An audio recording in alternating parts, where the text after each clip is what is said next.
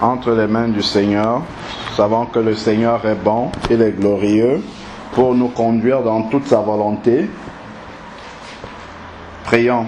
Éternel Dieu Tout-Puissant, Père, je veux te rendre grâce et te bénir encore, Seigneur Dieu, pour ces moments, parce que depuis le début, Seigneur, nous sentons ta main à l'œuvre, Seigneur Dieu Tout-Puissant, pour nous conduire, Seigneur, d'une façon que toi tu veux, Seigneur Père.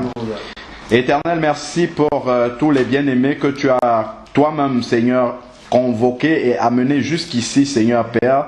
Nous te remettons encore une fois de plus entre tes mains ceux qui n'ont pas pu se joindre à nous, Seigneur Dieu Tout-Puissant. Père, maintenant que nous allons nous plonger dans ta parole, Seigneur Dieu, nous savons que sans la puissance de ton esprit, Seigneur, nous ne pouvons pas comprendre cette parole, Seigneur Dieu. Nous comptons, Seigneur, vraiment sur le ministère du Saint-Esprit pour nous conduire dans toute la vérité de ta parole, Seigneur Dieu Tout-Puissant. Père, nous te prions, Seigneur Dieu, que ton esprit seul, Seigneur Dieu, puisse nous enseigner ce soir, qu'un homme ne parle pas, Seigneur Dieu, mais que seul ton esprit puisse nous parler, Seigneur Dieu Tout-Puissant. Père, je te prie encore, Seigneur Dieu, de nous enlever, Seigneur, toutes les forteresses que nous avons pu recevoir, Seigneur, dans le système.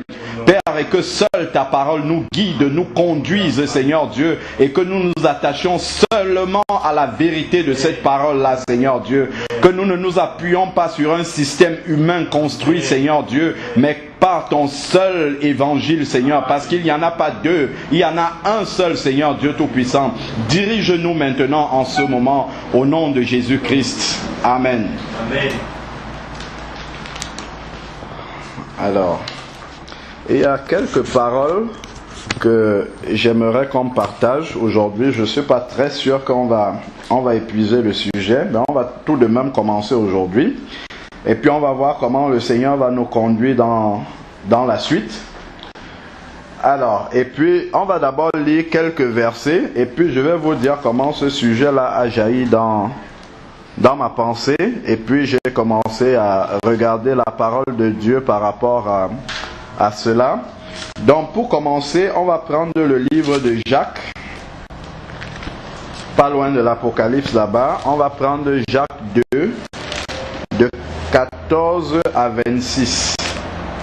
Dans Jacques 2,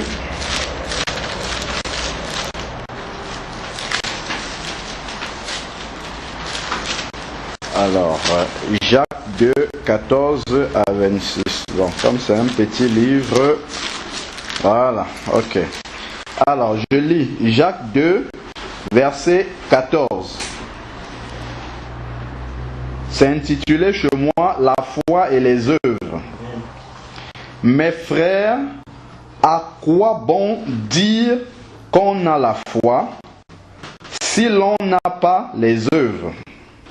Cette foi peut-elle sauver une foi sans les œuvres? C'est la question que Jacques pose ici là, aux frères que nous sommes. Si un frère ou une sœur sont nus et manquent de nourriture, de la nourriture de chaque jour, et que l'un d'entre vous leur dise « Allez en paix, chauffez-vous et rassasiez-vous » sans leur donner ce qui est nécessaire au corps, à quoi sert-il? À quoi cela sert-il? Verset 17. Il en est ainsi de la foi. Si elle n'a pas d'œuvre, elle est morte en elle-même. Mais quelqu'un dira, toi, tu as la foi et moi j'ai les œuvres. Montre-moi ta foi sans les œuvres et moi, par mes œuvres, je te montrerai ma foi. Tu crois qu'il y en a un seul Dieu, qu'il y a un seul Dieu, autant pour moi. Tu fais bien, comme tu crois qu'il y a un seul Dieu. Les démons aussi croient et ils tremblent. Verset 20. Mais veux-tu comprendre, homme vain, que la foi sans les œuvres est stérile? Verset 21. Abraham, notre père, ne fut-il pas justifié par les œuvres pour avoir offert son fils Isaac sur l'autel. Tu vois que la foi agissait avec les œuvres, avec ses œuvres, et que par les œuvres, sa foi fut rendue parfaite. Amen. Amen. Verset 23. Ainsi s'accomplit ce que dit l'Écriture. Abraham crut à Dieu et cela fut compté comme justice. Et il fut appelé ami de Dieu. Vous le voyez, c'est par les œuvres que l'homme est justifié et non par la foi seulement. Rahab, la prostituée, ne fut-elle pas également justifiée par les œuvres pour avoir reçu les messagers et les avoir fait partir par un autre chemin, comme le corps sans esprit est mort, de même la foi sans les œuvres est morte. Amen. Amen.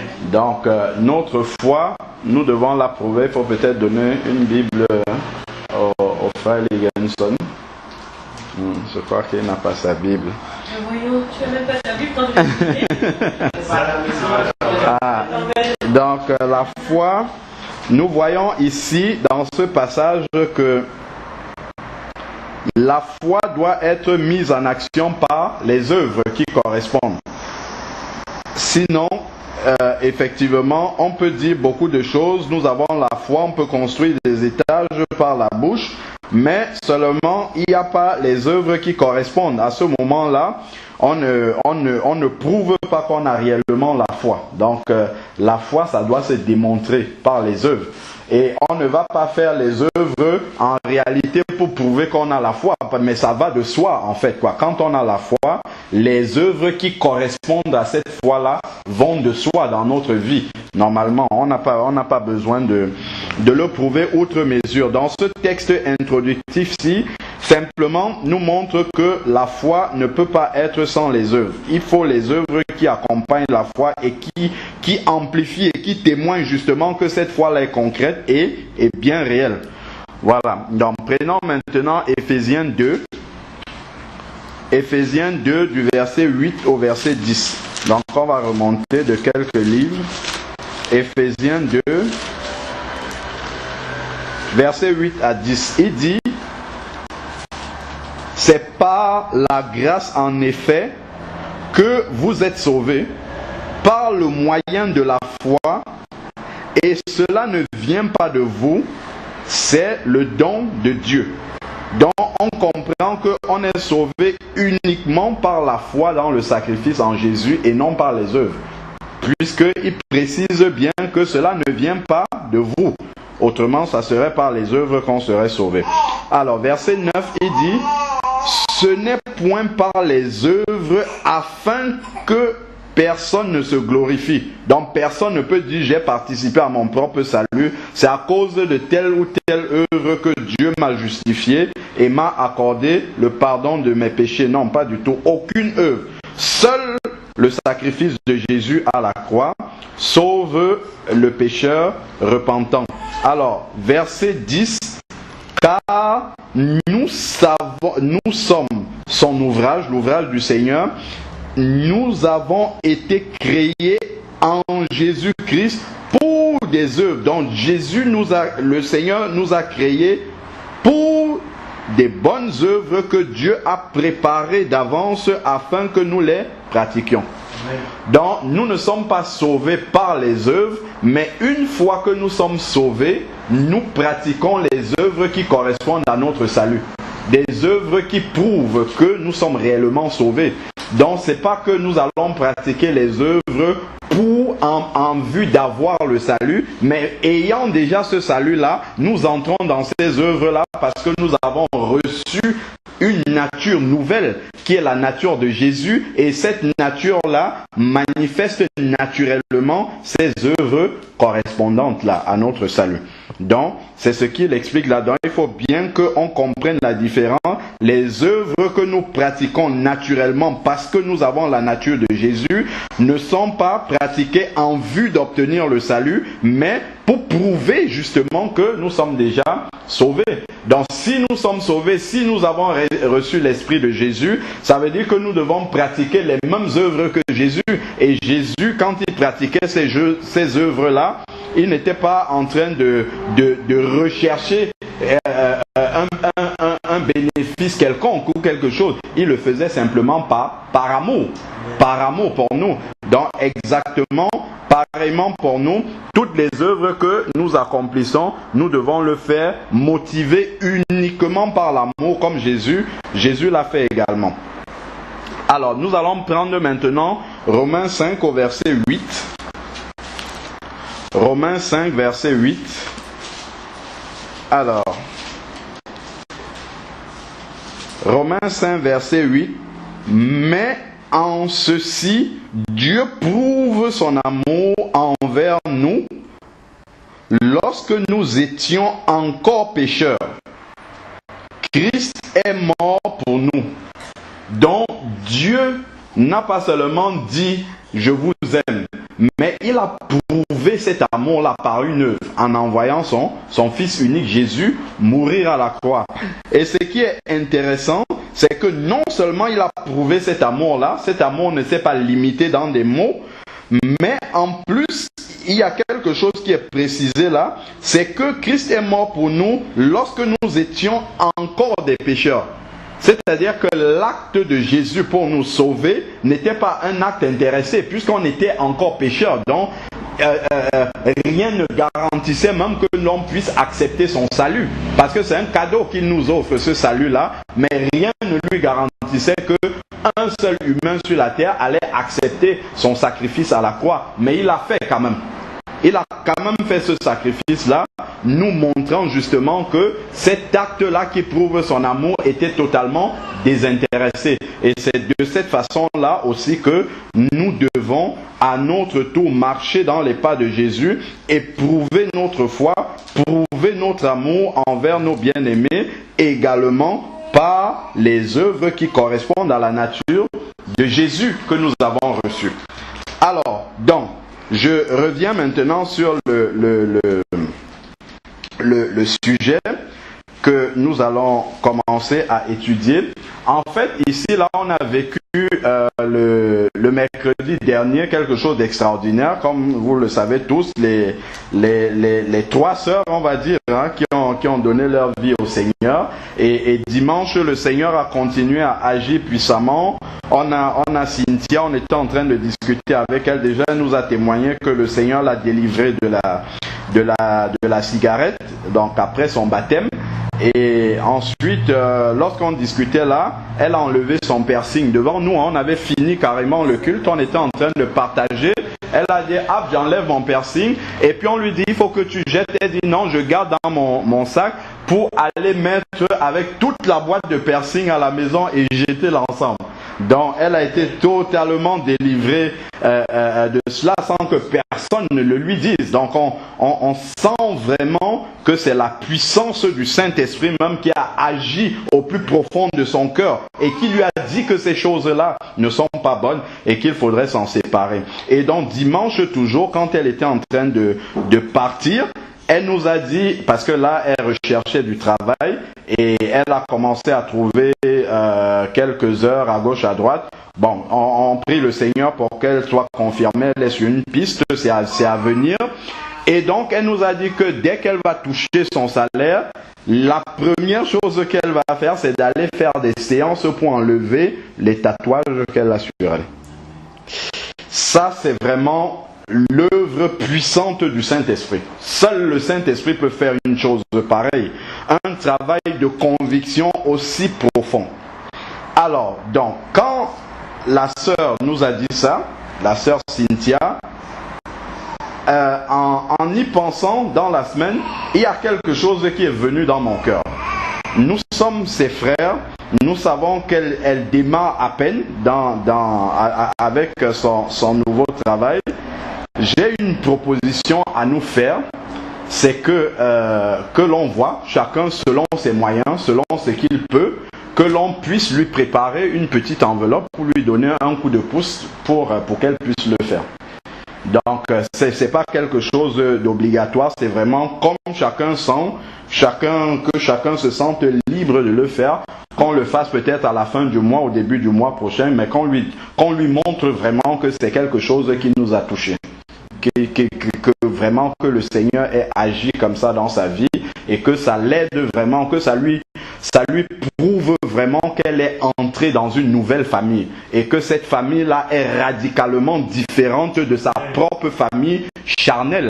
Parce que je sais pas comment est sa famille, mais je suis pas très sûr que si elle demande à sa famille de l'argent pour enlever ses tatouages, s'il va avoir une réponse. Donc, et spontanément, si des frères et sœurs comme ça se mobilisent pour lui donner vraiment le coup de pouce qu'on peut, librement, je pense que c'est quelque chose qui peut la toucher. Donc, ce n'est qu'une proposition. Et donc, par rapport à cela, on va maintenant entrer dans la parole pour comprendre justement au travers de la parole de Dieu ce qui peut nous amener à poser un tel acte. Qu'est-ce que la parole de Dieu nous dit par rapport à comment est-ce que nous devons marcher en tant que chrétiens, donc entre nous. Donc avant de commencer cela, donc ici là, j'avais intitulé comment servir Dieu avec les ressources qu'il nous prête. Je crois que c'est ça. Hein. Comment servir Dieu avec les ressources qu'il nous prête. Donc, comment servir efficacement Dieu avec les ressources matérielles et financières qu'il nous prête. Voilà. Donc, comment est-ce qu'on peut exercer justement la sagesse de Dieu pour faire les choses d'une façon qui glorifie vraiment Dieu et dans lesquelles Dieu prend plaisir. Donc, prenons maintenant Marc 2 au verset 22. Marc 2, 22.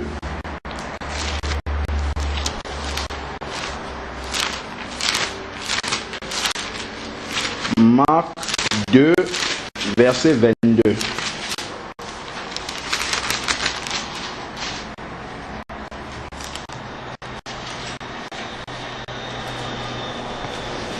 Il est dit ici, et personne ne met du vin nouveau dans de vieilles outres. Et personne ne met du vin nouveau dans de vieilles outres. Autrement, le vin fait rompre les outres et le vin et les outres sont perdus. Mais il faut mettre le vin nouveau dans des outres neuves. Amen. Amen. Donc, il faut mettre du vin nouveau dans de nouvelles outres également. Donc, ce que je veux faire entendre ici, c'est que nous venons tous d'un système humain où on a reçu des doctrines humaines et on a besoin d'abord d'évacuer ces doctrines humaines-là. Avant d'entrer dans les profondeurs même de la parole de Dieu, on a besoin d'évacuer d'abord toutes ces doctrines humaines-là et ensuite entrer dans la réalité même de la parole de Dieu. Donc si nous partons avec nos anciennes conceptions du monde ecclésiastique dans lequel nous avons toujours vécu, nous n'allons pas pouvoir comprendre la réalité de Dieu. On va se dire, mais comment, où est-ce qu'on a déjà vu ça dans une église, dans une assemblée de frères, on fait une collecte pour donner à un frère. Ça n'existe pas. En général, on fait la collecte pour payer un loyer. C'est ça qu'on connaît. Mais on va voir vraiment ce que la parole de Dieu enseigne par rapport à comment est-ce que nous devons utiliser les ressources matérielles et financières que le Seigneur nous donne. Donc c'est pour ça que on lit ce verset-là pour comprendre. Nous devons d'abord commencer par évacuer toutes les doctrines anciennes que nous avons reçues. Donc nous allons commencer déjà par voir, vous avez sûrement entendu dans différents milieux par lesquels vous êtes passés que il fallait donner 10% de son salaire chaque mois, qui est la dîme. Donc nous allons voir au regard de la parole de Dieu, est-ce que nous devons faire cette chose-là? Donc nous allons commencer d'abord par étudier ces doctrines-là, voir est-ce que réellement la Bible nous demande de faire ça, et si la Bible ne nous demande pas de faire ça, qu'est-ce qu'on doit faire à la place? Donc, prenons Genèse 14 du verset 20 au verset 24, qui est la première mention de la dîme dans la Bible, je pense. Genèse 14, de 20 à 24.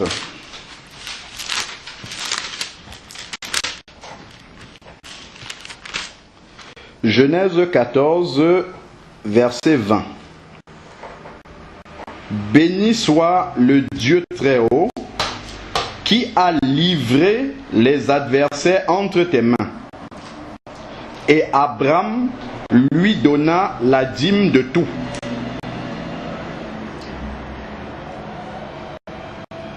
Alors, c'est jusqu'au verset 24. Ok. Le roi de Sodome dit à Abraham, donne-moi les personnes et prends pour toi les biens. Abraham répondit, ô roi de Sodome, je lève la main vers l'Éternel, le Dieu très haut, maître du ciel et de la terre. Je ne prendrai rien, il dit bien, je ne prendrai rien de tout ce qui est à toi, pas même un fil, ni une bride de sandales, pour que tu ne puisses pas dire, j'ai enrichi Abraham. Rien pour moi, seulement ce qu'ont mangé les jeunes gens et la part des hommes qui sont allés avec moi. Aner, École et Mamré. Eux, ils prendront leur part. Amen. Donc là, c'est la première mention de la dîme dans la Bible. Et donc, on peut déjà remarquer ici que Abraham, ici, là, il donne la dîme sur le butin qui vient de la guerre. Amen. Donc, ce sont des biens qui ne lui appartiennent pas. Ce sont des biens qui appartiennent à ses adversaires. C'est ce qu'il nous dit dans le verset 20. Donc, béni soit le Dieu très haut qui a livré les adversaires entre tes mains. Voilà. Donc, c'est le butin de ces adversaires-là. C'est Abraham a pris le 10e de ce butin-là qu'il a donné à Dieu. Enfin, en tout cas, à cette personne-là. Bon, si on lit, on verra bien qu'il s'agit de Melchisédek à qui il a donné cela. On ne va pas rentrer dans les détails. Donc, simplement, nous pouvons voir que Abraham a donné une dîme sur des biens qui ne lui appartenaient pas. Et ensuite, dans le reste de la parole, nous ne voyons pas que Abraham ait renouvelé ce geste-là. Donc, c'était un geste spontané qu'il a fait comme ça, et il n'a pas renouvelé ce geste-là. De la même façon, Isaac n'a pas non plus pratiqué la dîme. Donc, bon, on saute. Nous revenons à la prochaine mention dans Genèse 28, du verset 20 au verset 22. Genèse 28.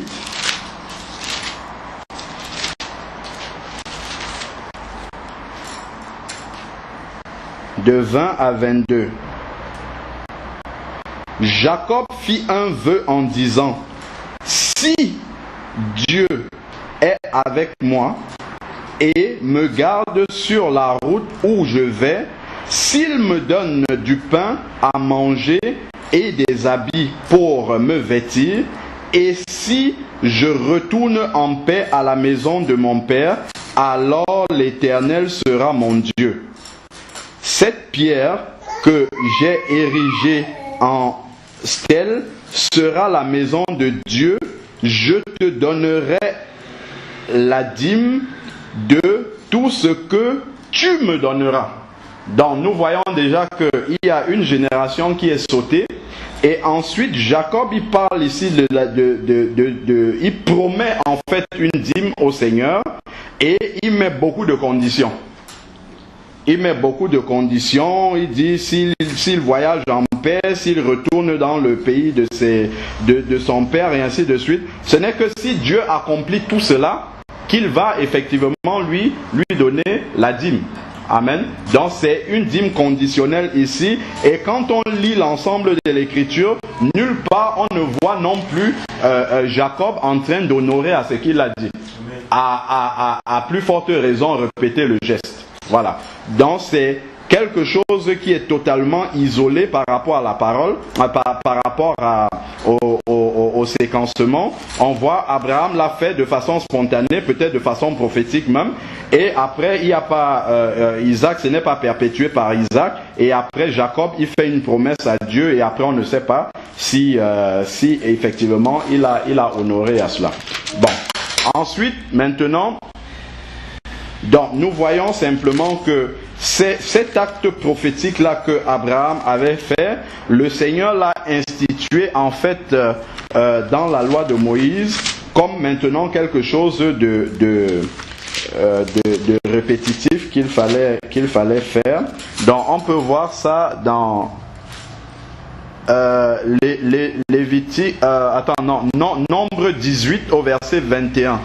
Nombre 18, verset 21.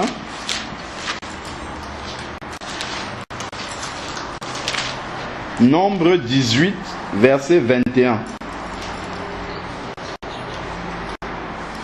Nombre 18, verset 21. Je donne comme héritage aux fils de Lévi toute dîme en Israël en échange du service qu'ils font.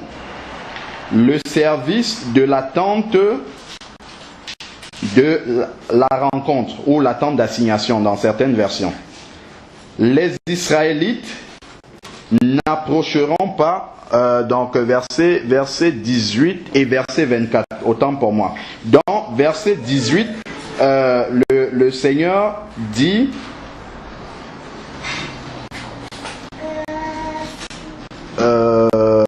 verset 21, autant pour moi. Verset 21, pardon. Alors, je donne comme héritage aux fils de Lévi toute dîme en Israël en échange du service qu'ils font, le service dans la tente d'assignation. Donc, la tribu de Lévite avait été mise à part par le Seigneur et comme rémunération à leur travail, le fait d'avoir été mis à part, ils devaient prélever une dîme, le 10e de la récolte du peuple revenait aux Lévites. On va voir plus tard parce qu'ils n'ont pas reçu d'héritage. Amen. Donc voilà, verset 24 aussi, je crois que ça explique un peu mieux.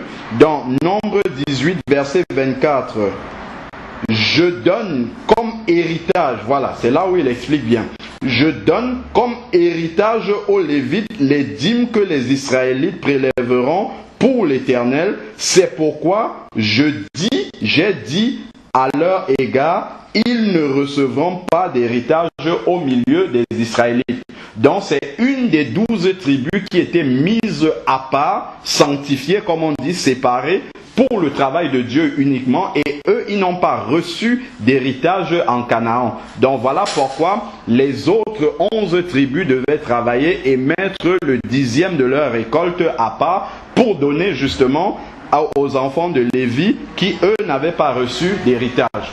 Bon, déjà à ce niveau-là, faisons un tour dans le Nouveau Testament et allons lire Éphésiens 1 au verset 18.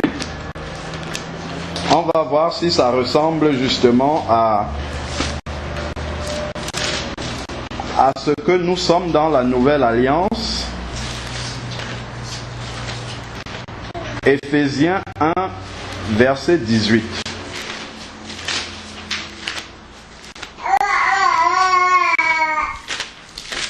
Éphésiens 1, verset 18. Voilà, c'est bon. Alors, il dit qu'il illumine les yeux de votre cœur afin que vous sachiez quelle est l'espérance qui s'attache à son appel, quelle est la glorieuse richesse de son héritage au milieu des saints. Donc, Dieu accorde dans la Nouvelle Alliance son héritage à tous les saints, sans aucune exception. Donc, au milieu des saints de la nouvelle alliance, il n'y a pas des enfants de Dieu qui sont mis à part, qui ne reçoivent pas d'héritage donné par le Seigneur. Il est bien dit ici là que tous les saints reçoivent un héritage de la part du Seigneur. Donc le glorieux héritage s'adresse à l'ensemble des saints sans aucune exception. Amen. Amen. Donc déjà on comprend que ici dans l'ancienne alliance, le Seigneur avait mis à part les Lévites et eux ils n'avaient pas reçu d'héritage. Pourtant dans la nouvelle alliance, tous les enfants de Dieu qui sont appelés des saints reçoivent un héritage. Amen. Donc on va avancer.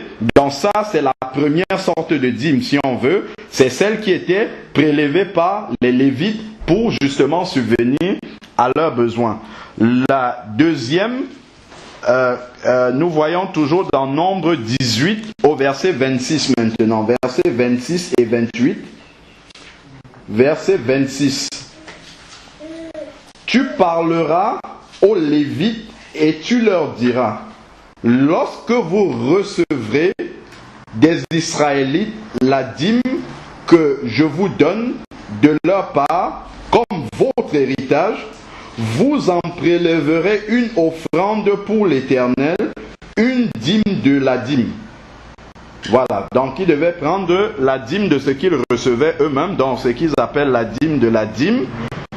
Ils devaient la prendre et verset 28, qu'est-ce qui est dit au verset 28?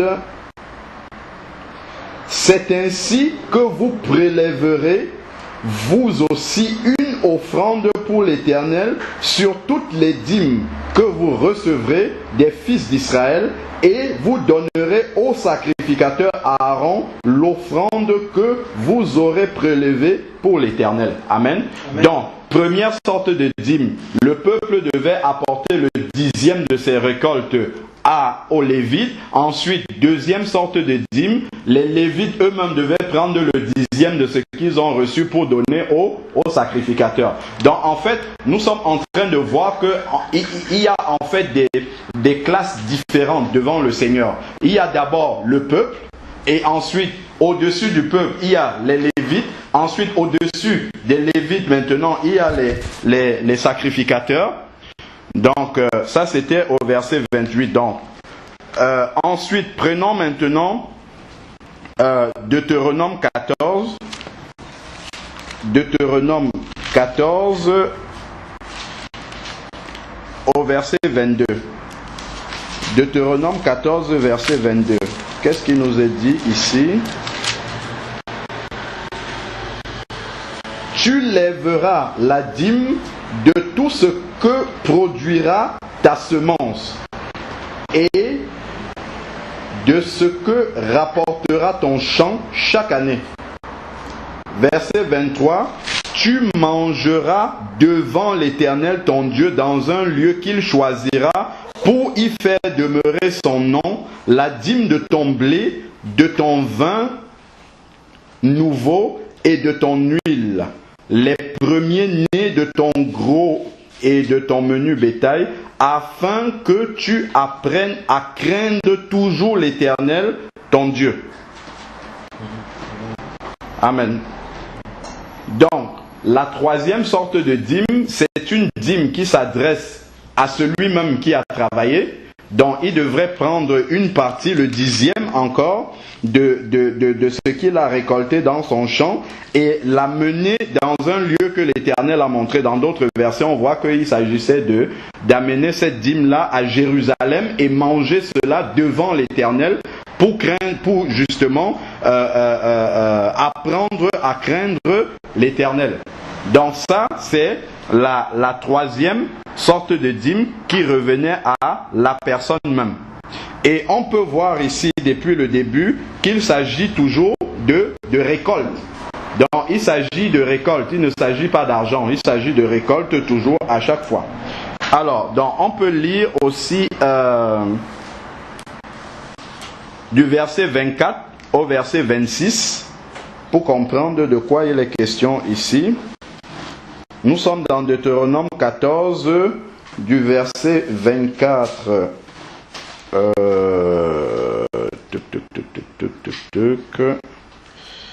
Dans 24 à 26.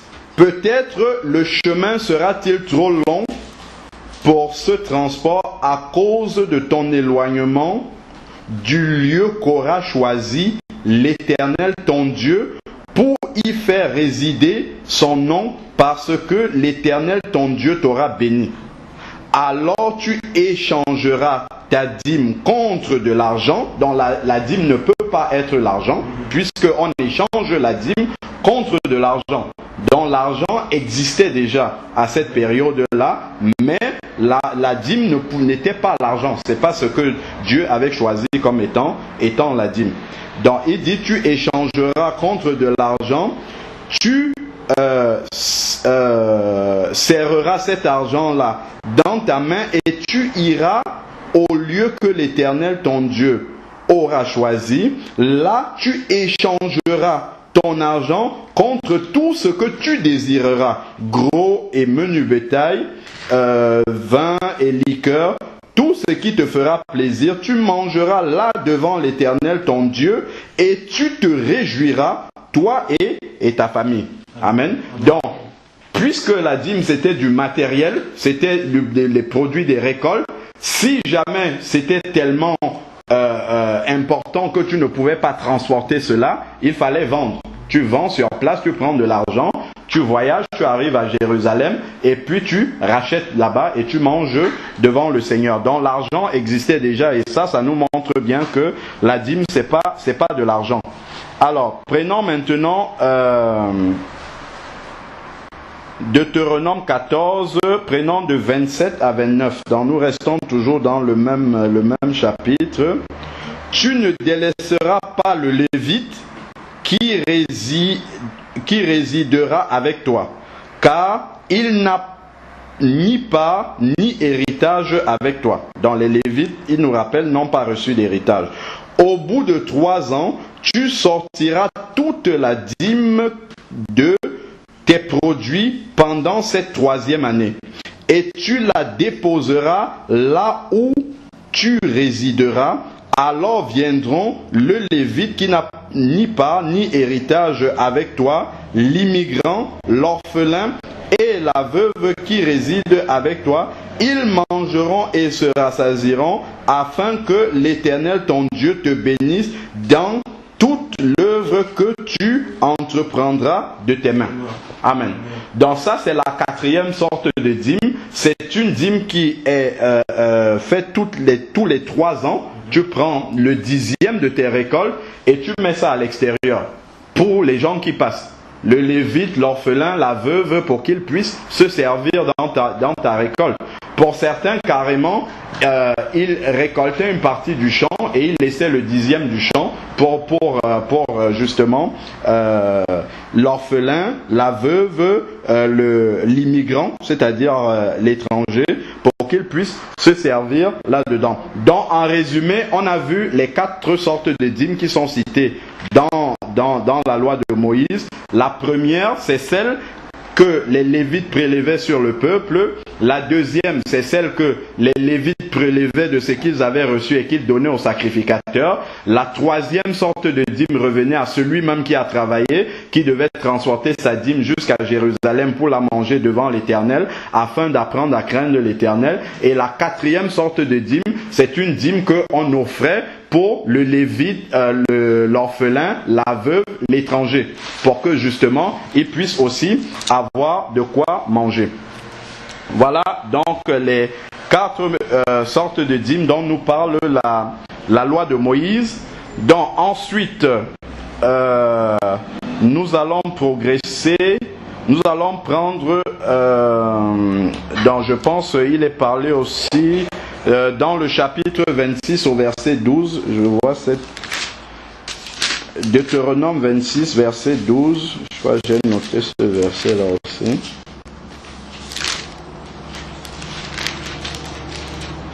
Deutéronome 26 verset 12. Alors, lorsque tu auras achevé de lever toute la dîme de tes revenus, la 3e année, l'année de la dîme, tu la donneras aux Lévites à l'immigrant, à l'orphelin et à la veuve, et ils mangeront et se rassasieront là où tu résides. Donc ça confirme encore cette quatrième sorte de dîme-là. Voilà, donc progressons maintenant. On va avancer dans Malachie 3, qui est le passage que tout le monde connaît, qui est très très utilisé et très célèbre. Donc nous allons voir ce que la Bible nous dit là-dedans.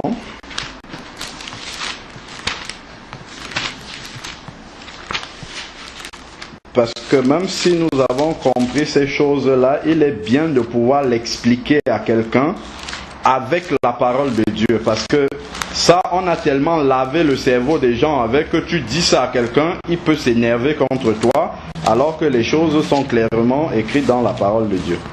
Alors, Malachie 3, c'est pas loin de la fin là.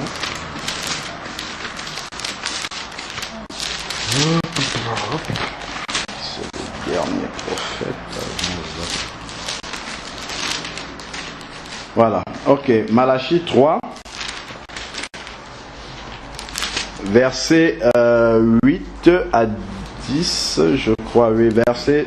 alors, un être humain peut-il, et chez moi c'est frustré, ailleurs c'est tromper Dieu. Car vous me trompez, vous dites en quoi t'avons-nous trompé? C'est sur la dîme et le prélèvement. Vous êtes frappés par la malédiction et vous me trompez, la nation tout entière. Verset 10. Apportez à la maison du trésor toute la dîme afin qu'il y ait des provisions dans ma maison. Mettez-moi de la sorte à l'épreuve, dit l'Éternel des armées, et vous verrez si je n'ouvre pas les écluses des cieux, si je ne déverse pas pour vous la bénédiction au-delà de toute mesure. Amen. Bon, ce passage-là est très utilisé pour frustrer les gens et pour justement essayer de faire peur aux gens en disant bon, ok, si vous ne donnez pas, vous serez sous la malédiction et ainsi de suite. Bon, alors déjà nous avons vu les 4 sortes de dîmes. Nous allons voir maintenant, parce que déjà dans ce passage-là, il parle de la maison du trésor. Donc nous allons chercher dans la parole de Dieu à quoi ça renvoie. Nous prenons maintenant Néhémie 10.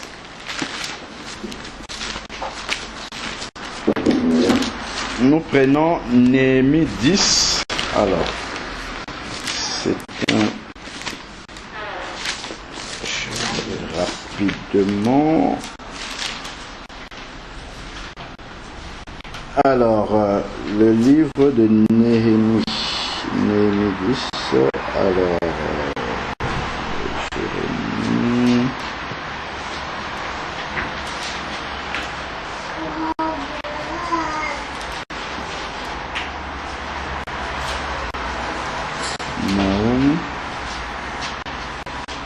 Alors, Néhémie 10, ok, alors,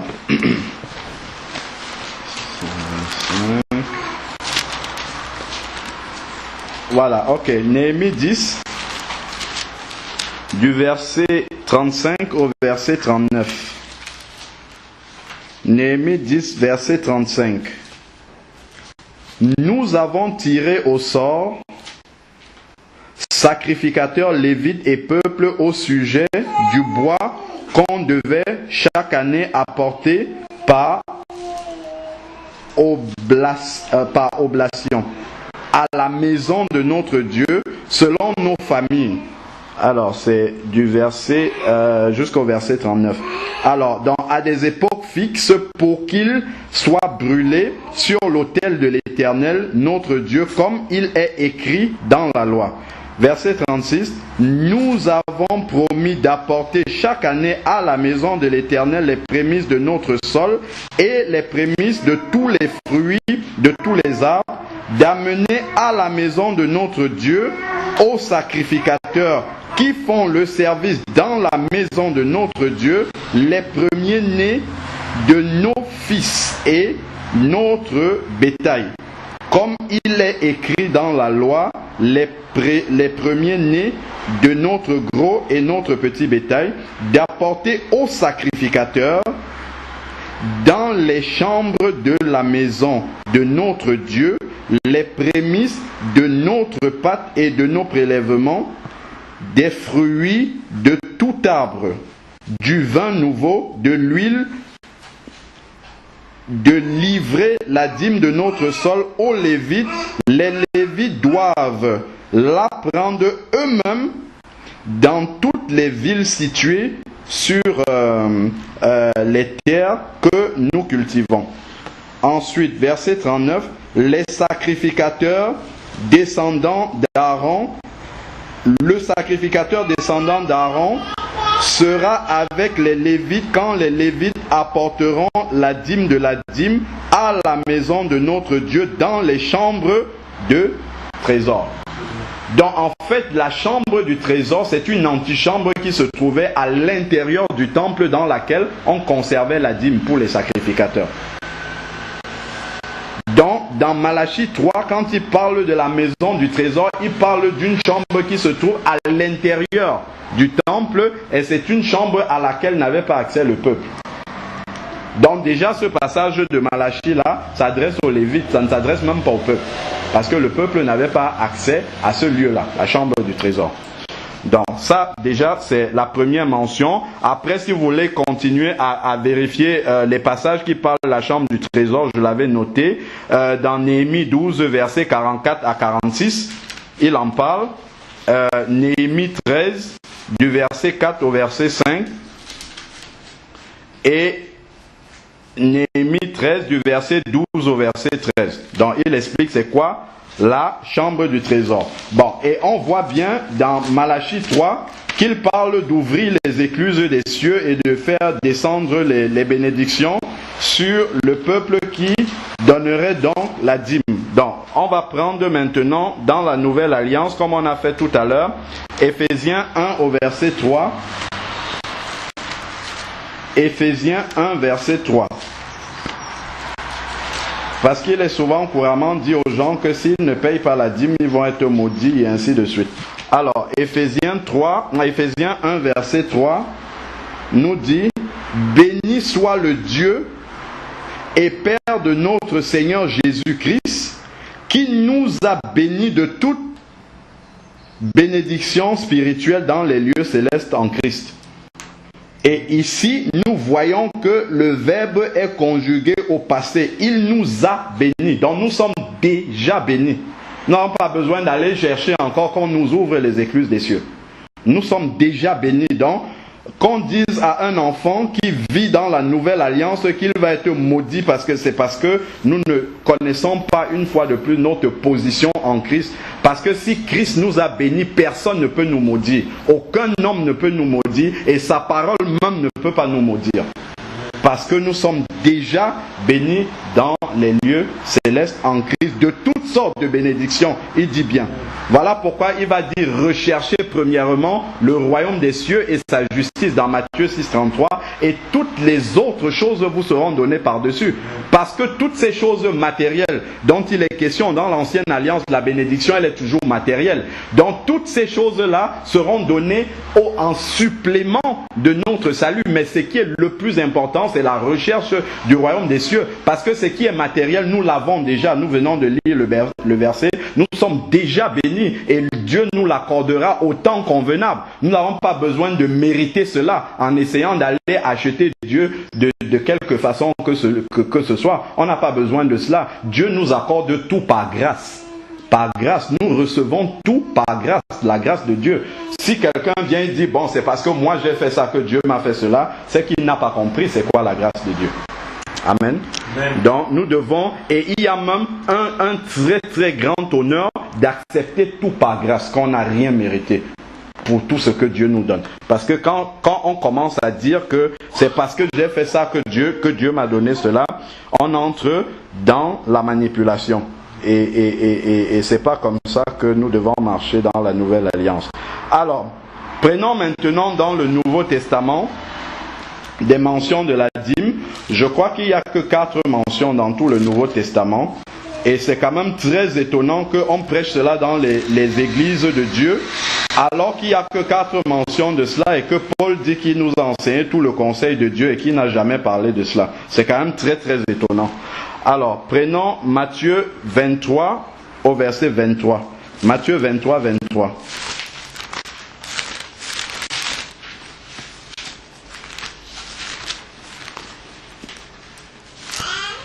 Alors, Matthieu 23, 23.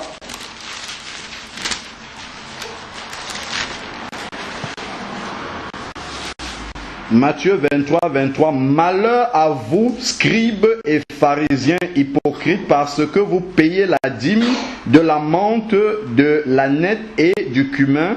Et en plus, on voit bien encore, il reprécise encore ici, la dîme de la menthe, de l'âneth, de cumin, en fait, c'est de la récolte, en fait. Hein, il n'est pas question d'argent ici, là. Donc, la dîme de la menthe, de l'âneth, du cumin, et vous laissez ce qu'il y a de plus important dans la loi. Le droit de miséricorde et la fidélité, c'est là ce qu'il fallait pratiquer sans laisser de côté le reste. Et donc quand on voit ça, on dit, ben si dans la nouvelle alliance, Jésus même a parlé de la dîme, oui d'accord, il parle à qui ici? Il parle à des scribes et à des pharisiens, ce ne sont pas des chrétiens nés de nouveau. Parce que tout l'accomplissement de la loi est justement dans le sacrifice de Jésus à la croix. Donc toute la dîme a été clouée à la croix de Golgotha pour les enfants de Dieu, en sorte que nous ne devons plus rien à personne par rapport à notre salut.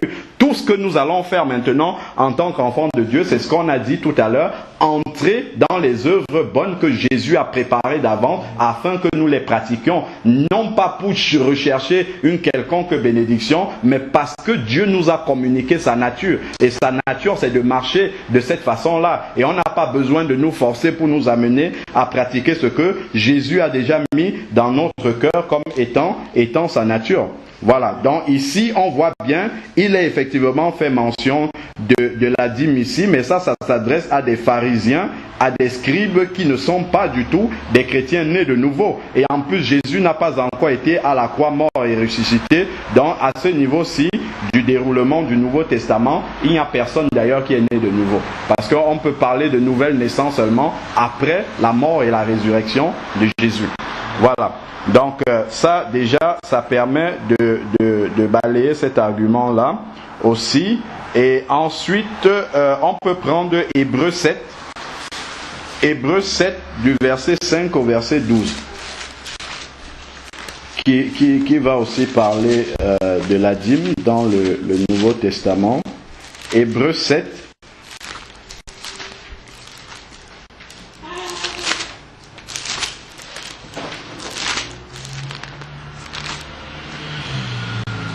Hébreux 7, verset 5 au verset 12. Alors, verset 5. Ceux des fils de Lévi qui reçoivent le sacerdoce ont, d'après la loi, l'ordre de prélever la dîme sur le peuple, c'est-à-dire sur leurs frères, qui sont pourtant issus des reins d'Abraham. Mais lui qui ne figure pas dans leur généalogie, il prélève la dîme sur Abraham et il bénit celui qui avait reçu les promesses. Or, verset 7, c'est sans contredit l'inférieur qui est béni par le supérieur. Donc tout à l'heure, j'ai parlé justement du fait que celui qui reçoit la dîme de l'autre est supérieur. C'est le supérieur qui reçoit la dîme de l'inférieur. Donc ça, on l'a bien vu dans l'Ancien Testament avec les Lévites qui recevaient la dîme du peuple, parce qu'ils étaient au-dessus du peuple. Et ça, on peut le voir même dans le découpage du temple dans l'Ancien Testament. Il y avait le parvis extérieur auquel le peuple pouvait accéder. Après, il y avait le lieu saint auquel seuls les sacrificateurs pouvaient accéder pour faire les sacrifices, et le lieu très saint dans lequel accédait seul le souverain sacrificateur. Donc on voit bien qu'il y a une hiérarchie. Et ici, il nous parle bien de cette hiérarchie-là en tant que celui qui prélève la dîme de l'autre est supérieur, en fait. Ici, il le dit. Verset 8. Et tandis qu'ici, ce sont des hommes mortels qui reçoivent la dîme. là, c'est quelqu'un dont on atteste qu'il est vivant. Enfin, Lévi qui reçoit la dîme, là, pour ainsi dire, payé à Abraham. Parce qu'Abraham était plus grand, c'est son père. Alors, car il était encore dans les reins de son père, quand Melchisédek alla à sa rencontre. Si donc la perfection, voilà, il parle de la dîme et il explique bien, si donc la perfection avait pu atteindre le sacerdoce lévitique, car c'est sur lui que repose la loi donnée au peuple. Quel besoin y avait-il encore qu'un autre sacrificateur paraisse selon l'ordre de Melchisédek et non selon l'ordre d'Aaron? Car lorsque le sacerdoce est changé, il y a nécessairement changement de loi. Donc il nous parle de la dîme ici, il nous explique bien que ça appartient à l'ancienne alliance et il dit que si cela était parfait, qu'était-il besoin encore que vienne une nouvelle sacrificature? Et il nous précise bien que la loi a changé. Nous sommes passés vers autre chose. Et ça, on peut d'ailleurs, on peut le lire également dans Romains 10 au verset 4. Là, c'est écrit noir sur blanc carrément. Parce que souvent, on entend des gens dire « Jésus n'est pas venu abolir la loi, il est venu l'accomplir ». On le dit sans comprendre ce que ça veut dire. On dit donc la loi continue. Non, la loi est accomplie pour tous ceux qui sont chrétiens. Jésus l'a accompli et il nous le donne comme cadeau maintenant. Parce que nous sommes incapables par nous de l'accomplir. Alors, donc nous pouvons prendre Romains 10 au verset 4. Romains 10 verset 4, il dit « Car Christ est la fin de la loi en vue de la justice pour tout croyant. » Donc on voit bien qu'avec Christ, c'est l'accomplissement total de la loi. Et tout à l'heure, on a parlé des sacrificateurs qui prélevaient la dîme de la dîme.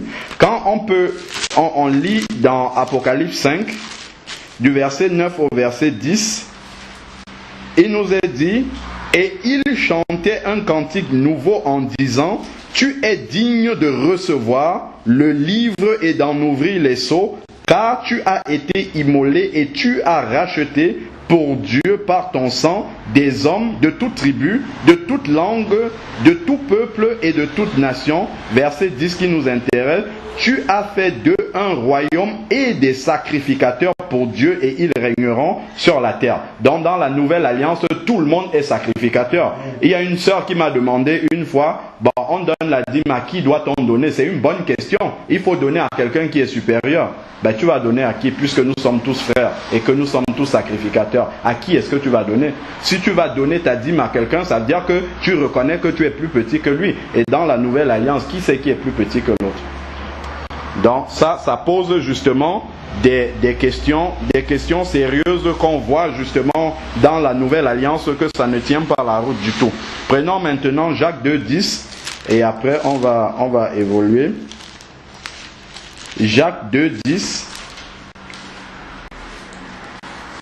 Jacques 2,10 nous dit « Car quiconque observe toute la loi, mais pêche contre un seul commandement devient coupable de tous. » Donc si on commence à chercher la justification par les œuvres de la loi, il faudrait bien qu'on tienne compte de pratiquer les 613 commandements de la loi chaque jour de notre vie.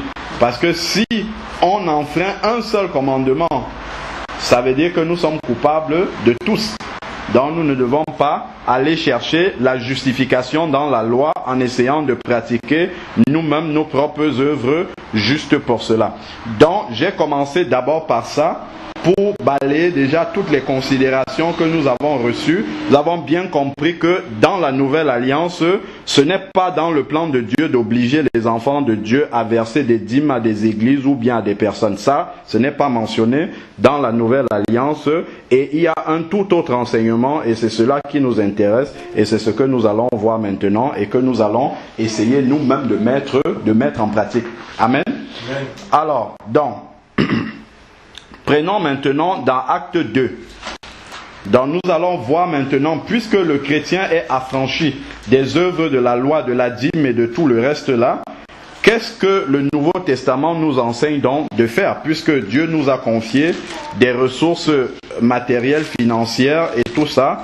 Comment est-ce qu'on peut justement l'utiliser à la gloire de Dieu? Comment est-ce que les premiers chrétiens ont réagi par rapport à ce sujet que nous sommes en train de voir? Donc nous pouvons lire dans Acte 2 de 44 à 45. Acte 2, verset 44, il nous est dit, tous ceux qui avaient cru étaient ensemble. Ils étaient ensemble, donc dans l'unité, et avaient tout en commun. Ils vendaient leurs biens et leurs possessions et en partageaient le produit entre tous selon les besoins de chacun. Amen. Donc, déjà ici, là, il y a une première chose qu'on peut constater, c'est qu'ils étaient dans l'unité, ils avaient mis tout en commun et ils vendaient, on ne dit pas qu'on leur a demandé de vendre. C'est qu'ils le faisaient spontanément. Parce qu'ils étaient remplis de l'amour de Dieu et ils avaient compassion les uns pour les autres. Donc c'était un acte de générosité spontanée. Parce que l'un ne pouvait pas voir son frère être dans le besoin et lui il est dans l'opulence et ça ne le gêne pas. Eux ils étaient vraiment, d'ailleurs on va le voir tout à l'heure dans le chapitre 4, ils étaient un seul cœur et une seule âme. Donc en fait quand ton frère est dans la difficulté, quand ta sœur traverse des moments difficiles, c'est toi en fait qui traverse. Donc ils avaient vraiment la réalité du corps. Parce que si dans le corps, si le pied a mal, la tête forcément est dérangée aussi parce que le pied a mal. Donc eux ils avaient compris ça dès le début. Donc ils avaient tout en commun. Et ils vendaient, et qu'est-ce qu'ils faisaient? Est-ce qu'ils vendaient déjà, nous on essaye d'accumuler des possessions, mais eux ils se séparaient de ces possessions, et qu'est-ce qu'ils faisaient de ce qu'ils récoltaient? Ils partageaient. Entre qui? Entre eux. Ils partageaient entre eux, ils ne prenaient pas ça pour aller donner à un homme de Dieu, ou aller donner à une église. Ils partageaient entre eux, selon les besoins de chacun. C'est à ça que ça servait, justement. Donc, s'il y a des besoins au milieu de l'assemblée, c'est d'abord le problème de l'assemblée. C'est là justement qu'on doit commencer à rentrer dans les œuvres que Jésus nous demande de pratiquer. Donc, c'était des actes volontaires et spontanés. Donc, ils n'étaient pas du tout dans une quelconque contrainte. Ils étaient touchés par l'amour de Dieu et ils faisaient cela spontanément pour venir en aide à leurs frères. Prenons maintenant chapitre 4, acte 4, 32 à 37. La multitude de ceux qui avaient cru n'était qu'un seul cœur et une seule âme. C'est ça vraiment qui nous montre l'esprit qui les poussait justement à agir de la sorte. C'est parce qu'ils étaient un seul cœur, une seule âme, donc pour eux, ils n'étaient qu'un seul. Donc si un a un problème, ça veut dire que tout le monde a un problème. Si un a une difficulté, ça veut dire que l'ensemble, nous tous, nous sommes concernés. Mais aujourd'hui, on peut voir quelqu'un dans une assemblée qui va se moquer d'un de ses frères, qui n'a pas de quoi manger. Ça veut dire qu'il se moque de lui-même. S'il a bien compris l'esprit de la nouvelle alliance, il se moque de lui-même, en fait, en réalité. Alors, il dit... nul ne disait que ses biens lui appartenaient en propre. Donc il n'avait pas le sentiment, même si Dieu te donne l'administration et la possession d'un bien, tu n'as pas dans ton cœur, pour toi c'est pas ta possession au sens où tu vas l'affirmer de façon unilatérale devant ton frère, mais ton frère doit avoir part à ces biens là automatiquement. Mais tout était en commun entre eux. C'est-à-dire que j'ai ma voiture, mon frère est là, il en a besoin, tu viens prendre, tu vas, même si la voiture est à mon nom. Il n'y a pas de problème. Ainsi de suite. C'est comme ça qu'ils partageaient tout entre eux. Mais si tu dis ça dans une église aujourd'hui, ben ça va être un scandale parce qu'on est tellement loin de ça, ça paraît même être des fables alors que c'est écrit noir sur blanc dans la Bible. Et c'est pas quelque chose qu'on ne peut pas pratiquer. Hein. C'est quelque chose qui peut être pratiqué, mais seulement c'est pas le fait d'être dans une maison qui résout le problème. Mais il faut que le cœur soit circoncis vraiment. par la puissance de la croix de Jésus, il faut d'abord que la croix passe sur notre moi et le tue complètement, que notre moi meure totalement pour qu'on puisse entrer dans la réalité de cela. Si je commence encore à dire moi ceci, moi c'est ça jamais, ça va nous paraître toujours comme une réalité dans laquelle on ne peut jamais marcher et dans laquelle on ne marchera jamais. Alors, avec une grande puissance, les apôtres rendaient témoignage de la résurrection de Jésus. Donc on voit en plus que cette unité-là avait une incidence dans la puissance de Dieu qui s'exerçait. Parce qu'ils étaient vraiment un seul cœur et une seule âme. Dieu se manifestait au milieu d'eux. Maintenant, Dieu se manifeste seulement, on voit seulement ça de façon vraiment totalement éparse. Et les miracles des actes des apôtres sont devenus quelque chose de rarissime. Alors, et une grande grâce reposait sur eux tous. Verset 34. Car il n'y avait parmi eux aucun indigent. Voilà la raison qui les poussait à vendre et à distribuer parmi tous. C'est-à-dire qu'ils ne voulaient qu'au milieu d'eux, il n'y ait aucun mendiant. Parce que les gens du dehors qui n'étaient pas convertis, ça devait être un sujet de moquerie pour les chrétiens. De dire que, regardez, celui-là, il va dans une grosse voiture, alors que son frère à côté marche à pied. Donc, eux, ils ne voulaient pas qu'il y ait cette disparité-là. Voilà pourquoi on subvenait aux besoins de chacun des membres pour que ceux du dehors ne puissent pas se moquer. Justement, il n'y avait pas d'indigents, mais ça, aujourd'hui dans l'église, en tout cas l'église visible, on s'en fout totalement de cela. On lit ça tous les dimanches, mais on fait autre chose.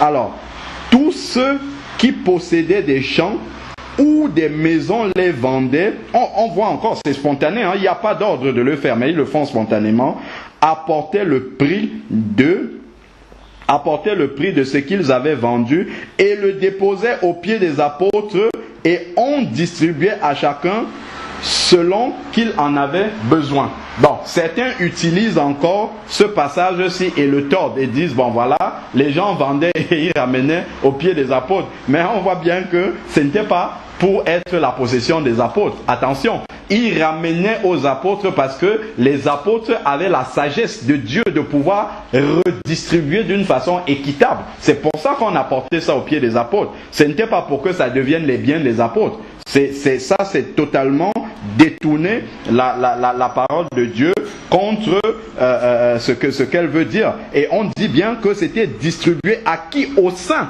C'est aux saints que c'était distribué, aux enfants de Dieu. C'est à eux que reviennent les biens qui étaient distribués, redistribués de façon équitable. Alors, au verset 36, Joseph surnommé par les apôtres Barnabas, ce qui veut dire fils d'exhortation, lévite originaire de Chypre, vendit un champ. On voit encore que c'est dans la liberté de l'esprit qu'il le fait, sans aucune pression. Il a vendu un champ qu'il possédait et il a apporté l'argent et il a déposé aux pieds des apôtres.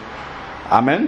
Amen. Donc on voit bien déjà comment est en train de se dessiner déjà le spectre de ce que Jésus nous demande de faire, de nos moyens financiers, de nos biens matériels. Ça doit servir premièrement à nos frères, aux saints. Donc si à côté de toi il y a un saint qui a besoin de quelque chose et que tu ne pourvois pas, tu es en faute devant Dieu. Avant de prendre les ressources et aller donner pour, je sais pas moi, pour payer les loyers, on dit qu'on sert Dieu de cette façon. Et pourtant, les gens justement qui bénéficient de ces loyers-là sont des païens. Ce sont des païens finalement. On prend l'argent des chrétiens et on donne ça à des païens finalement. Et on dit qu'on sert Dieu, on ne sert pas Dieu du tout, parce que Dieu n'enseigne pas ça dans sa parole. Nulle part on ne voit les apôtres. On va étudier tous les passages qui parlent des collectes dans le Nouveau Testament. Nulle part ils ne collectent de l'argent pour payer un loyer. Ils n'avaient pas ce genre de problème-là. Mais justement, puisqu'on ne suit pas le modèle apostolique, forcément, il naît des besoins qui ne sont pas dans la parole de Dieu. Et donc, forcément, on est obligé de détourner la parole de Dieu pour l'adapter au nouveau fonctionnement de l'Église. C'est pour ça qu'il y a certains problèmes dont la Bible ne parle jamais de payer le courant, l'électricité. Jamais on ne parle de ça. Bon, je suis sûr que il devait peut-être verser des taxes, des choses comme ça, mais on ne nous parle pas de l'Église qui prélève de l'argent pour faire ces choses-là. prélever de l'argent, même pour construire une église. On ne nous parle pas ça de ça dans la Bible. Jamais Paul n'a fait un appel de fonds pour construire une église. Parce que nous sommes l'église déjà. Quelle église on va construire? Ça, c'est la première chose.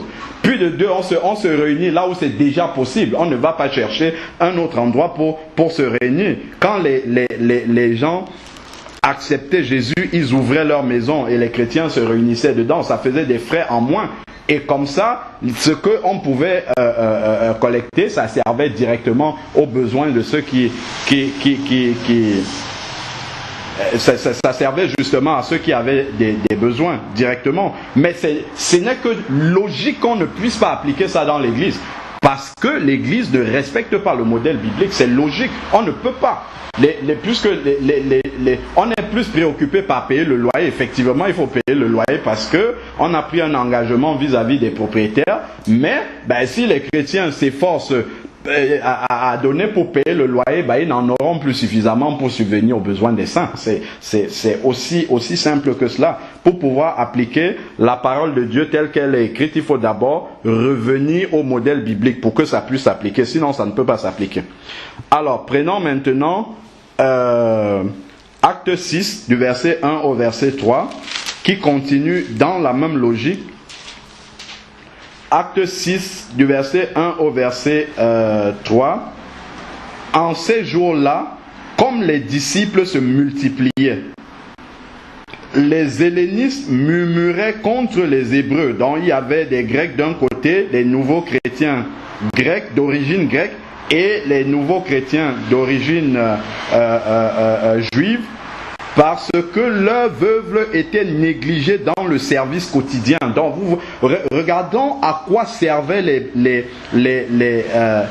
deniers de l'église.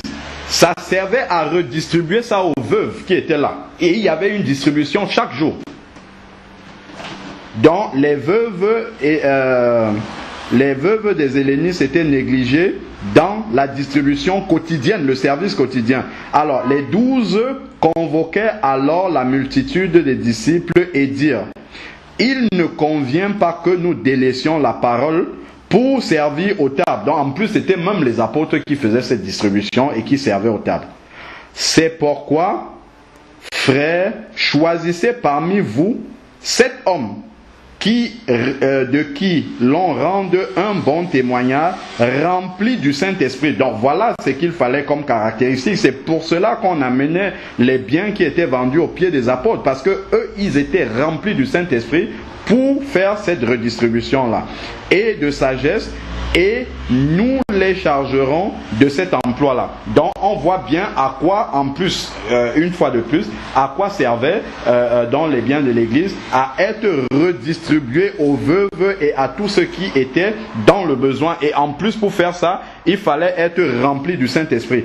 Parce que maintenant, si on dit qu'on commence à pratiquer cela, il faut que les enfants de Dieu eux-mêmes soient matures pour entrer dans cette réalité-là. Ce n'est pas parce qu'on va redistribuer que tout le monde va se mettre dans le besoin. Pas du tout.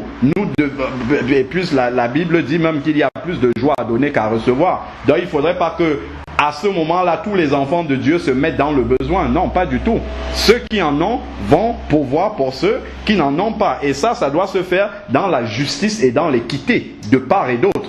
Et c'est pour ça que la réalité de cela doit d'abord commencer par la circoncision même du cœur. La circoncision du cœur doit commencer par cela.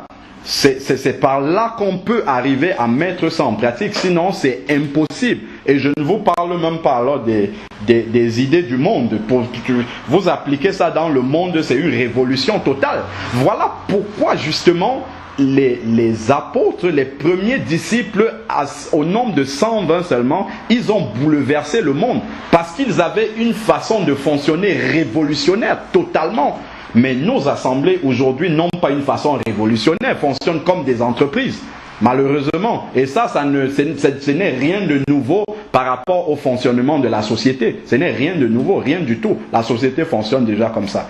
Alors que si les assemblées fonctionnaient dans le modèle biblique, mais c'est quelque chose qui devait tellement impressionner les gens, Mais comment quelqu'un peut, je ne sais pas, vendre sa voiture pour pouvoir au besoin acheter 2 petites voitures pour son frère qui n'en a pas, ou vendre une voiture, acheter 2 motos pour les deux, et ainsi de suite. Mais ça, c'est quelque chose qui devait marquer totalement les gens. Moi, j'ai été agréablement surpris, mais en même temps triste de voir pendant la campagne du Challenger de Barack Obama, qui est mormon. Les Mormons ont une industrie où chacun donne de son temps dans cette industrie-là pour fabriquer des produits alimentaires, ainsi de suite. Et ils ont des magasins où des gens viennent faire des courses gratuitement. Mais avant de faire des courses gratuitement, ils passent d'abord 30 minutes avec un pasteur qui leur explique la doctrine. Bon, les gens ne sont pas obligés d'adhérer, mais on voit que ceux qui ont des fausses doctrines, c'est eux qui ont la meilleure façon de fonctionner. C'est quand même contradictoire par rapport à nous qui avons la bonne doctrine, qui avons la Bible, qui lisons tous les jours ce qui est écrit, mais qui faisons autre chose. C'est quand même impressionnant, quoi. C'est pourtant écrit, hein, mais bon, on dirait que c'est écrit pour certains seulement. Bon, prenons maintenant, sauf si vous voulez, on peut arrêter, hein, pour continuer la prochaine fois. On peut continuer. Christelle, ça va? Oui, bien sûr. Bon, on va continuer. Alors, Matthieu 25 maintenant. Matthieu 25, du verset 31 au verset 34. Il y a une richesse là aussi que Jésus a laissée, mais qui souvent, je ne sais pas si c'est pas bien compris, mais soit c'est négligé. Matthieu 25, du verset 31 au verset 40. Lorsque le Fils de l'homme viendra dans sa gloire, avec tous les anges, il s'assiera sur son trône de gloire. Toutes les nations seront assemblées devant lui. Il séparera les uns d'avec les autres, comme le berger sépare les brebis d'avec les boucs. Et il mettra les brebis à sa droite et les boucs à sa gauche. Alors le roi dira à ceux qui seront à sa droite, venez, car venez, vous qui êtes bénis de mon Père, recevez en héritage le royaume qui vous a été préparé dès la fondation du monde. Car, voilà là où ça devient intéressant. Car j'ai eu faim et vous m'avez donné à manger. J'ai eu soif et vous m'avez donné à boire. J'étais étranger et vous m'avez accueilli. Nu et vous m'avez vêtu. J'étais malade et vous m'avez visité. J'étais en prison et vous êtes venus vers moi. Alors les justes lui répondront, Seigneur, quand t'avons-nous vu avoir faim et t'avons-nous donné à manger, et avoir soif et t'avons-nous donné à boire? Quand avons-nous vu étranger et t'avons-nous recueilli, ou nu et t'avons-nous vêtu? Verset 39. Quand avons-nous vu malade ou en prison et sommes-nous allés vers toi? Verset 40, c'est là qui est capital.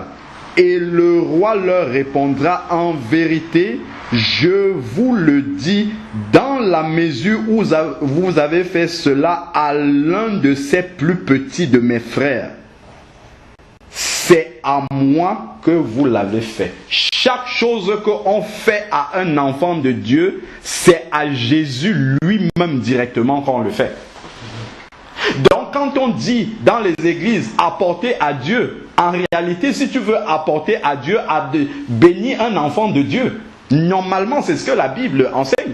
C'est pas bénir l'église, mais c'est bénir un enfant de Dieu, parce que c'est lui qui est l'ambassadeur de Jésus sur la terre. Quand tu le fais à un enfant de Dieu, tu le fais directement à Jésus.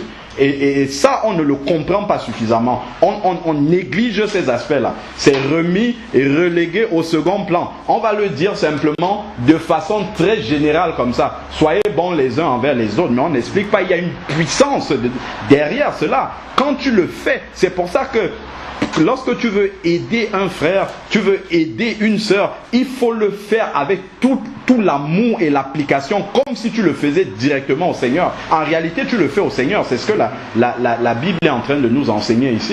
C'est à Dieu que tu le fais directement. Donc il ne faut pas dire, oh bah ouais, c'est mon frère, c'est ma soeur, il comprendra, bon j'ai pas le temps, je fais ça à la dernière. Non, tu le fais vraiment et Dieu nous teste dans ces petites choses-là. On le fait en s'appliquant vraiment comme si nous le faisons au Seigneur. Alors il a dit, si vous le faites à ces plus petits de mes frères. Allons maintenant dans Matthieu 12, du verset 48 au verset 50. Donc nous allons voir ce que Jésus appelle ses frères là justement. Mais ça c'est un évangile révolutionnaire. Pourtant c'est écrit dans la Bible. Ça a l'air tout nouveau, mais pourtant c'est quelque chose qui est écrit noir sur blanc et qui a toujours été écrit comme ça dans la Bible. Alors Matthieu 12, du verset 48 au verset 50. Mais Jésus répondit, bon attends, on va prendre au verset 47. Quelques-uns lui disent, ta mère et tes frères se tiennent dehors et cherchent à te parler. Verset 48, mais Jésus répondit à celui qui le lui disait, qui est ma mère et qui sont mes frères? Puis il étendit la main. Donc Jésus a étendu la main comme ça sur ses disciples et dit, voici ma mère et mes frères. En effet, quiconque fait la volonté de mon Père qui est dans les cieux, celui-là est mon frère, ma soeur, ma mère. Donc quand il parle ici de ses disciples, des enfants de Dieu, donc dans Matthieu 25, celui qui donne un verre d'eau, qui s'occupe justement d'un enfant de Dieu, s'occupe de Jésus directement. C'est ce qui est enseigné par la parole de Dieu.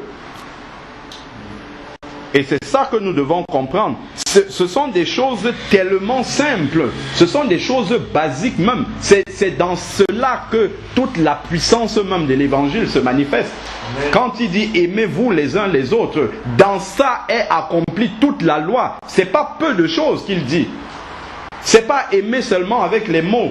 C'est aimer vraiment quand l'amour que tu donnes à ton frère est le même que tu donnes au Seigneur. Amen. Et il va dire dans les épîtres de Jean, comment peux-tu aimer Dieu que tu ne vois pas plus que ton frère qui est devant toi que tu vois? Donc si tu veux aimer Dieu que tu ne vois pas, tu vas manifester ça à ton frère que tu vois physiquement devant toi. Et c'est par là que tu vas démontrer que tu aimes vraiment Dieu. C'est ça que nous devons comprendre.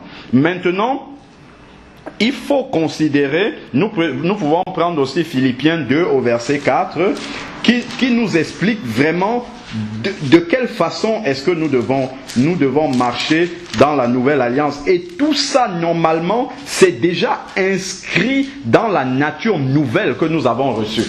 Lorsque nous naissons de nouveau, ça c'est ce que je dis là, c'est un évangile qui est inscrit dans notre esprit nouveau, mais qui est tordu par toutes les fausses doctrines qu'on reçoit à gauche, à droite. Normalement, ce qu'on dit là, c'est comme ça que les enfants de Dieu devraient marcher naturellement, sans avoir besoin qu'on puisse les forcer de quoi que ce soit. Donc, prenons Éphésiens 2 au verset 4. Que chacun de vous, au lieu de considérer ses propres intérêts, considère aussi ceux des autres. Philippiens 2 au verset 4. Que chacun de vous, au lieu de considérer ses propres intérêts, considère aussi ceux des autres. Donc nous devons sortir de cette carapace égoïste-là, de regarder toujours à nos pieds et justement regarder autour de nous. C'est quoi les besoins? Donc si quelqu'un commence à dire, bon Seigneur, j'ai peut-être un peu de moyens, je ne sais pas quoi en faire. Montre-moi les besoins, mais Dieu va vous ouvrir les yeux. Tout de suite, il va vous ouvrir les yeux sur des besoins qui sont directement autour de vous. Vous n'avez pas besoin d'aller à des milliers de kilomètres pour trouver les besoins. C'est autour de nous. C'est autour de nous déjà avec nos frères dans la foi, nos sœurs qui sont là. Les besoins sont là. Il suffit de parler avec les uns et les autres pour que Dieu nous ouvre les yeux là-dessus. Et après maintenant, il faut aussi que dans le corps de Christ, qu'on apprenne à se libérer. Et ça c'est préjudiciable aussi pour le fonctionnement du corps de Christ. Parce que les enfants de Dieu sont tellement conditionnés par ces mauvais enseignements-là qu'on va même avoir peur de dire à un frère, écoute frère, je suis dans telle difficulté, j'ai besoin de 15-20 euros. Est-ce que on a honte de cela? Alors que normalement, entre frères, il n'y a rien à se cacher. Ça doit être totalement transparent, on ne doit pas avoir honte. Parce que quand je dis ça à mon frère, je sais que c'est comme si c'est lui qui avait ce besoin-là. Mais si je sais que mon frère n'est pas dans le même état d'esprit, j'aurai cette pesanteur-là qui va m'empêcher d'aller dire cela à mon frère. Pourtant, si vraiment la circoncision du cœur était là, si on avait reçu vraiment les enseignements tels que la parole de Dieu le dit, on ne serait pas bloqué. Il y a un frère que j'écoute souvent qui dit « La conjugaison humaine nous amène à conjuguer par la première personne, je, tu, il. Et ça nous enseigne l'égoïsme. Je commence d'abord par moi, et après, s'il en reste, je regarde le tu, mon voisin, mon prochain. Est-ce que tu en veux encore? Bon, ok, il m'en reste encore un peu. S'il n'en reste plus, tant pis, je m'en fous. Et le troisième maintenant, c'est Dieu. Je, tu, il. Mais lui, il dit avec justesse que la conjugaison biblique, c'est plutôt il, tu, je. Il, Dieu d'abord en premier, ensuite mon prochain, et moi je viens seulement en troisième position. C'est dans cette démarche-là que nous devons aller. Et ça, c'est révolutionnaire par rapport à l'esprit du monde. Puisque l'esprit du monde est égoïste. L'esprit du monde, c'est d'abord le je, le moi, moi, moi. Alors que dans l'esprit de Dieu, si tu commences d'abord, avant de regarder ton propre besoin, regarder le besoin de ton prochain et prier pour que Dieu te donne la ressource pour pouvoir répondre aux besoins de ton prochain. Dieu pourvoit, il a même déjà pourvu à ton propre besoin que tu ne vois même pas encore. Mais il a déjà pourvu pour cela avant. Et ça se fait naturellement. C'est un mécanisme naturel. C'est pas dans un système de calcul que je vais pouvoir aux besoins de mon frère parce que je sème, j'espère que Dieu va me bénir. Non, pas du tout. On n'est pas dans un système comme ça. On est plutôt dans une vie normale. La nouvelle vie en Christ. C'est elle qui s'exprime comme ça, de cette façon naturelle. C'est pas dans un système de tombola où je donne beaucoup à mon frère parce que j'espère que Dieu va me bénir. Non, du tout. C'est pas dans cet esprit-là. C'est pour ça que même l'esprit dans lequel on va pouvoir aux besoins de nos frères doit être sain. Ça doit être vraiment dénué de toute espèce d'intérêt. C'est ce qu'il dit de calcul. On ne doit pas faire des calculs. C'est mon frère, il en a besoin, tout comme moi je peux en avoir besoin. Donc c'est mon problème. Son problème, c'est exactement le mien. Je le rajoute au mien. Si je peux apporter une solution, je l'apporte. Si je ne peux pas apporter une solution, quand je dis à mon frère, je ne peux pas t'aider mon frère, il faut que la sincérité soit là, que mon frère sache que vraiment, si je lui ai dit, ou ma soeur, si je lui ai dit je ne peux pas, ça veut dire réellement que je ne peux pas. Il faut que cette confiance-là soit là. Et c'est l'Esprit de Dieu qui peut sceller les frères et les sœurs pour que cette confiance-là puisse régner. Mais il faut d'abord que la conversion soit totale, profonde, que le renoncement à soi-même soit là. C'est pas, les paroles de Jésus, souvent on les prononce comme ça, on ne comprend pas ce que ça veut dire. Jésus a dit, celui qui veut me suivre, qui renonce à lui-même. Souvent on le conjugue comme ça, mais on ne sait pas ce que ça veut dire. C'est dans ces petits gestes-là que le renoncement à soi-même se manifeste. Parce que dans notre amour pour nos frères, c'est l'amour de Jésus qui l'a manifesté pour nous-mêmes en mourant à la croix. Or, dans l'amour de Jésus, il y a le sacrifice. C'est un amour sacrificiel. Je dois aimer mon frère, ma soeur de façon sacrificielle. Ça veut dire que je dois sacrifier ce qui peut me faire plaisir pour que ça fasse plaisir à mon frère. Je dois m'oublier moi-même pour pouvoir aux besoins de mon frère. C'est ça que la parole nous enseigne. Et c'est quand on va entrer dans cet évangile révolutionnaire de la parole de Dieu que vraiment on va commencer à impacter le monde, pas avant. Pas avant. Avant, on vient avec des méthodes humaines de tâtonnement et on fait comme le monde. Ça ne va jamais toucher personne. Ça va être simplement de la religion, de la religiosité et rien d'autre. Parce que l'évangile enseigne autre chose. Et se sacrifier, il faut bien comprendre, se sacrifier, ça veut dire renoncer à un privilège auquel j'ai droit pour faire en bénéficier quelqu'un d'autre. C'est ça, se sacrifier. J'ai droit à telle chose. Mais telle que je la vois belle là-bas, la chose en question, je préfère donner ça à ma soeur. Parce que je sais que quand je vais lui donner ça, elle sera dans la joie. Et sa joie, c'est la mienne. Parce que c'est comme si c'est à moi-même. En lui donnant ça, c'est comme si j'avais conservé la chose. Parce que c'est resté dans le corps, c'est resté entre nous. Et cette joie-là, je dois la partager véritablement comme s'il s'agissait de la mienne. On peut regarder aussi dans Jean 12. Dans Jean 15 au verset 14, Jésus parle encore de ces choses-là.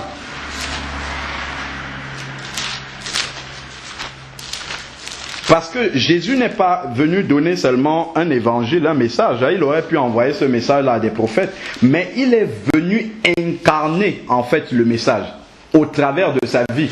Il est venu incarner ce message-là. Et malheureusement, nous on a le message, mais on n'a pas l'incarnation du message. Alors, il dit dans Jean 15 au verset 12, « Voici mon commandement, aimez-vous les uns les autres. » Donc voilà le commandement le plus grand. Aimez-vous les uns les autres. Il ne s'arrête pas là, il dit comme je vous ai aimé. De la même façon que je vous ai aimé. Et comment Jésus nous a aimés jusqu'à la croix. Et c'est ce qu'il dit par la suite. Il n'y a pour personne de plus grand amour que de donner sa vie pour ses amis.